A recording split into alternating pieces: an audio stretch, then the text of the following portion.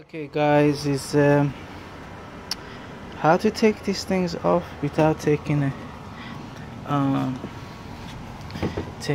tire rims out, without damaging them, because you can put a screwdriver but you will damage it. I live in Florida, so we have these sun pass things, and you just stick it here, yeah, and you just pop it right out.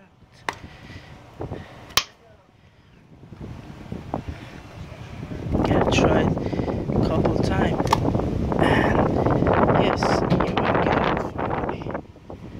That's it. If it doesn't come out, try the other one, and you have to make them wet a little bit also. That will help. That's it. Good luck to fix all this rust. What happened, man? Still